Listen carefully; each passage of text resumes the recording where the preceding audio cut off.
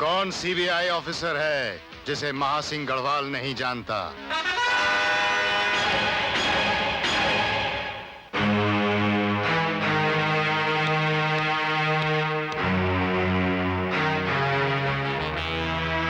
तो सर आपने हमें झांसा दे ही दिया हैं? खैर, आप भी पुलिस वाले हैं, मैं भी पुलिस वाला हूं। हम एक दूसरे की ताकत और कमजोरी को अच्छी तरह जानते हैं। महासिंह, ना हम कभी कमजोर थे न कमजोर हैं। बाकी इस फाइल में शाहनवाज खान ने लिखा है कि मौत बड़ी पुरस्कार और पोशीदा हालात में हुई थी।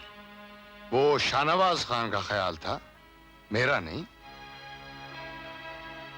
इस केस को खत्म करने के लिए तुमने कितने रुपए लिए हैं?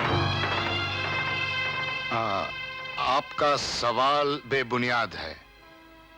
सबूत क्या है आपके पास? आई रिपीट, सबूत क्या है? सबूत? आग से मांगते हो कि वो जलाती कैसे है, आंधी से मांगते हो कि वो उड़ाती कैसे है, और नदी से मांगते हो वो डबोती कैसे है। मिस्टर ऑफिसर, इस यूनिफॉर्म पर आग, आंधी, पानी का असर नहीं होता। इसे पहनकर तो आदमी शेर बन जाता है। महासिंह, शेर की खाल पहनकर आज तक कोई आदमी शेर नहीं बन सका, और बहुत ही जल्द हम तुम्हारी ये शेर की खाल उतरवा लेंगे।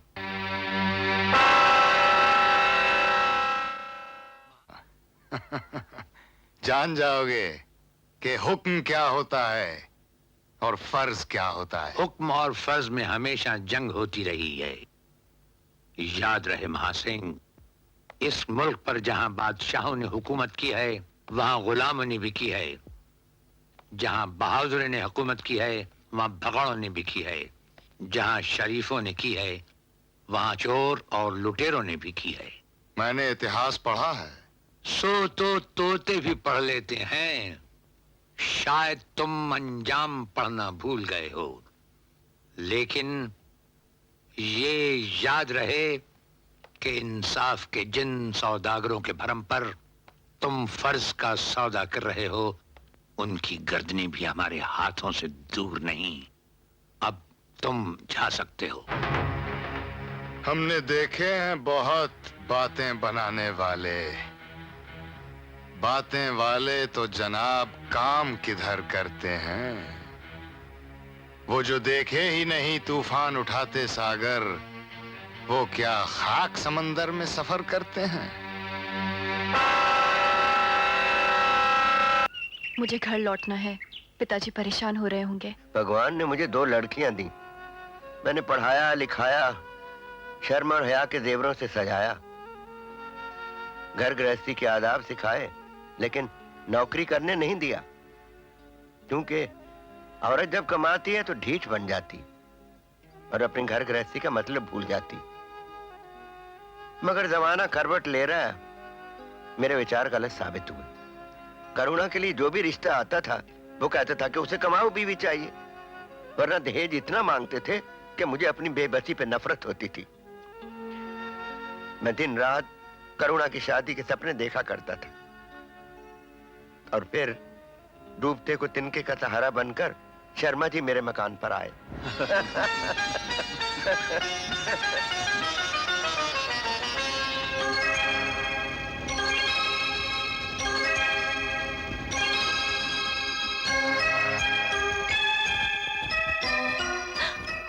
पसंद आया? कह दो कि पसंद नहीं, पिता। रामस्वरूप जी, हमें करुणा पसंद है।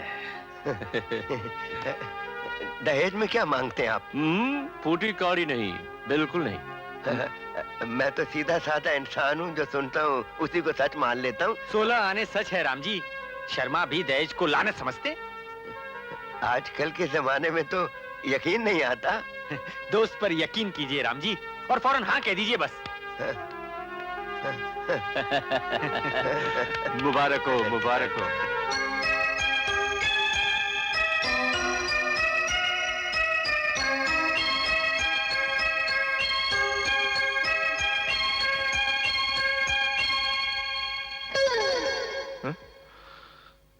अनु बेटे जरा देखो तो सही, घर पहुंचते पहुंचते बहुत देर हो जाएगी। हाँ पिताजी।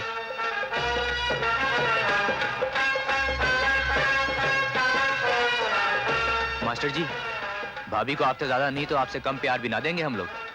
चलो अरुण, चलिए भाभी।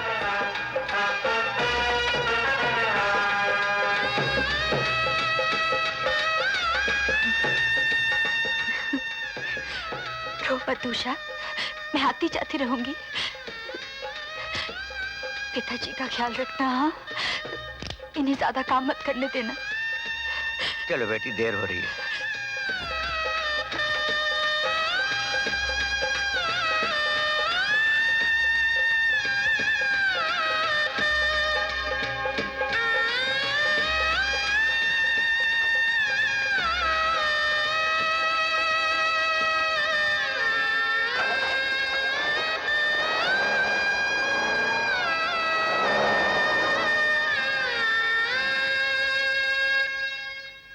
सर, ये कंगन मेरी बहन ने मुझे दिया था।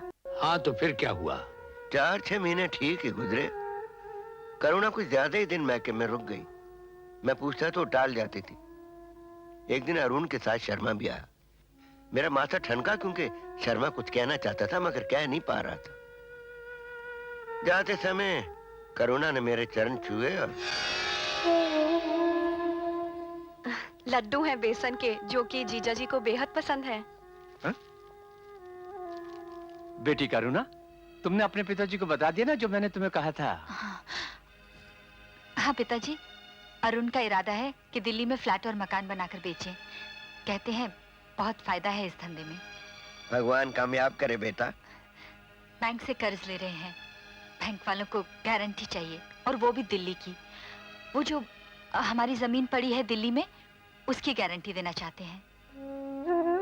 शर्मा जी, उषा की शादी के लिए मैं एक टांग पर ठहरा हुआ हूँ। अच्छा बर मिल जाने पर वही जमीन बेचकर शादी करना होगा।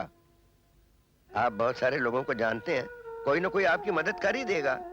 देखिए रामस्वरूप जी, ना ही तो हमने आपसे दहेज लिया था और ना ही दहेज मांगते हैं। हम आपसे कर्जा भी नहीं मांग रहे, बस सिर्फ इतना चाहते हैं कि कागजात घर में पड़े रहने की बजाय बैंक में रहे। आप उषा का रिश्ता पक्का कीजिए और बताइए। ये मेरा वादा रहा कि आपकी जमीन के कागजात लौटाने के बाद ही मैं पानी पीऊंगा। शर्मा जी, आप मेरी नीयत पर शक मत कीजिए, मेरी मजबूरी का ख्याल कीजिए। तो फिर बिठाए रखिए अपनी बेटी को अपने घर। चलो बेटे। शर्मा जी, ये क्या कह दिया आपने जोश में? मुझे ऐसी उम्मीद नहीं थी आपसे। पिताजी, आप इनको कागजात दे दीजिए। आप मेरी शादी की चिंता क्यों करते हैं? ये लीजिए कागजात, पर भगवान के लिए मेरी बहन को दुख मत दीजिए।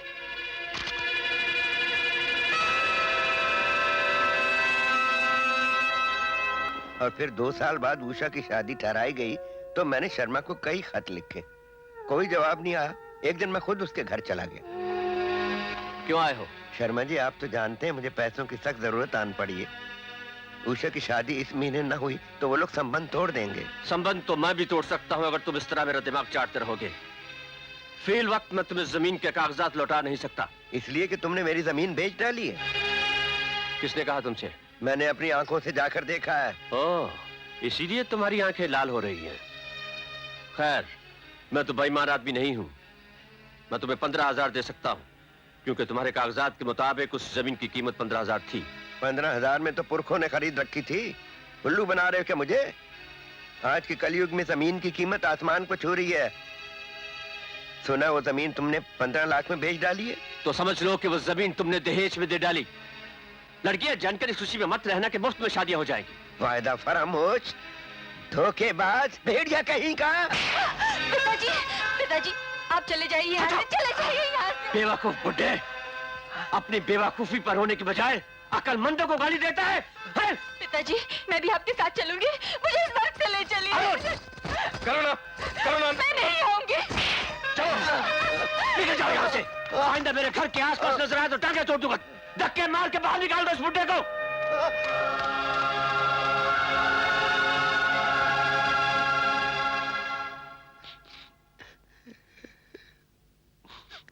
आपने सिर्फ कागजात ही दिए थे या बैंक जाकर दस्तखत भी किए थे? उसने सफेद कागज पर मेरे दस्तखत लिए थे।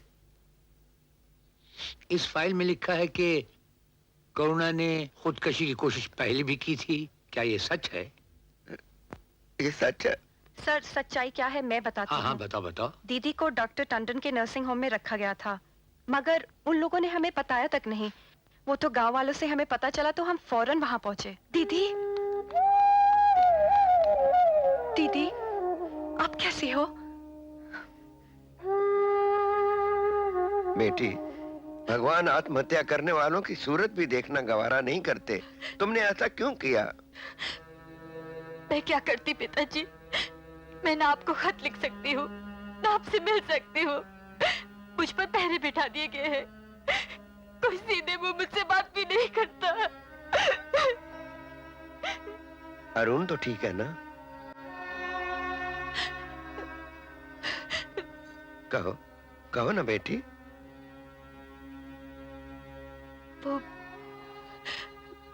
वो शराब पीने लग गए हैं। रात देर गए घर आते हैं और कभी-कभी किसी लड़की को मेरे कमरे में लाते हैं और मेरे सामने। बेटी, मैं ही गुनहगार हूं, मगर मैं तुझे अपने जीते जी मरते नहीं देख सकता। बेटी, जैसे सुख देर पा नहीं होते, दुख भी हमेशा नहीं रहते। तू वादा कर ऐसा कदम कभी नहीं उठाएगी। वादा कर बेटी। मैं अपने दुख खुद झेलूंगी पिताजी।